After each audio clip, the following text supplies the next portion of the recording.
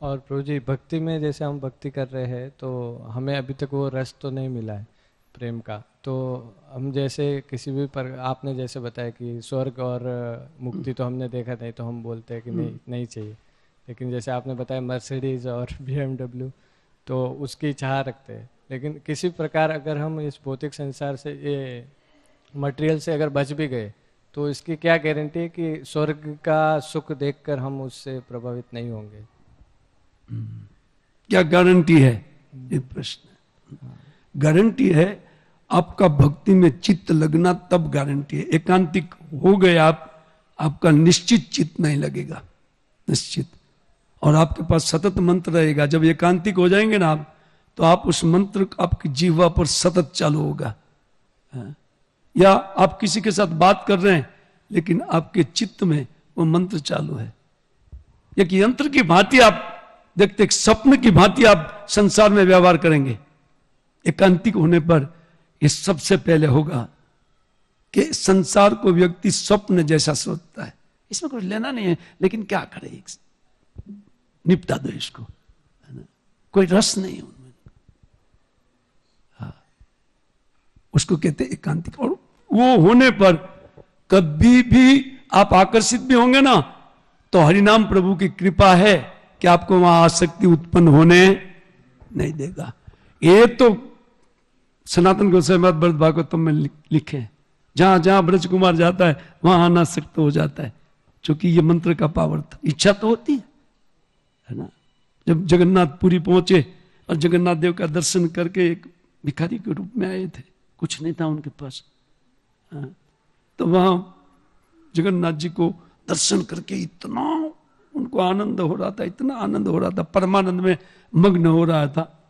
तो उन्होंने सोचा कि अगर मुझे कुछ सेवा का मौका मिले, तो भगवान ने उस राजा का, उस टाइम का राजा का पुत्र नहीं था, है ना, तो भगवान ने व्यवस्था किया। अरे मेरा बड़ा भक्त इच्छा करता है ना। तो राजा मर गया, उनका कोई पुत्र नहीं था, और ऑनेस्ट सेनापति इत्यादि ने, प्रधानमंत्री इत्यादि ने मीटिंग करके ये तय किया कि किसको बनाया जाए, किसको बनाया जाए। हाँ, तो प्रधानमंत्री के स्वप्न में जगन्नाथ जी आकर के बोले, चक्रवर्ती सम्राट का निशान जिसके हाथ में मिले उनको बिठाइए। लगे खोजने, गोप कुमार हाथ में आ गए, देखा चक्र का निशान, वो राजा बन गए। इतना व्यवस्था दिया, फेस्टिवल को डबल कर दिया, है? और सभी वैष्णवों को एक पाई नहीं प्रसाद का वितरण चालू, और चीटी तक को प्रसाद पहुंचाना चालू किया। इतनी व्यवस्था के बाद भी उनका जो निजी आनंद था ना, वो गया। क्या शिक्षा मिलती है इससे?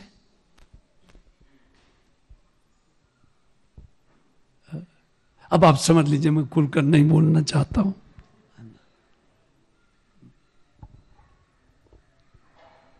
ये यहां की व्यवस्था है।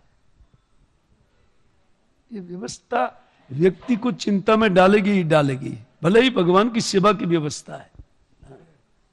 और बाद में उन जो मंत्र लेते थे, उन मंत्र के कारण, गोपाल मंत्र के कारण, उनके चित्त में कुछ आनंद नहीं आ रहा था। इतना बड़ा सेवा करके भी जगन्नाथ जी का, वो सोचे कि पहले बहुत अच्छा था जब मेरे पास कुछ नहीं था, और जगन्नाथ जी का दर्शन 4-4 घंटा करता था। अभी तो ये आया, महाराज इसका क्या करना चाहिए, महाराज इसका क्या, महाराज, अभी महाराज महाराज पीछे, और महाराज चारों ओर बट गए। प्रभु जी, इसलिए सोच विचार करके कुछ सेवा में एंट्री करना चाहिए। सेवा तो मिलेगा, सेवा तो मिलेगा, भगवान भगवान के सेवक है, इसलिए सेवा तो मिलेगी। लेकिन अपने मैच्योर है, इसके लिए हमारा चित्त मैच्योर है ना। हाँ, अगर आपको 50 कोई गाली दे, एक नया भक्त भी आकर के 4-5 थप्पड़ मार दे, और फिर आप चुपचाप सहन करने की योग्यता है, कोई बात नहीं, आप मैनेजर बनिए, कोई दिक्कत नहीं है। थोड़ा सा भी भक्तों को मैनेज करना आसान नहीं है, अपराध होता ही है। तो गोप कुमार मिल गया उत्तर आपको।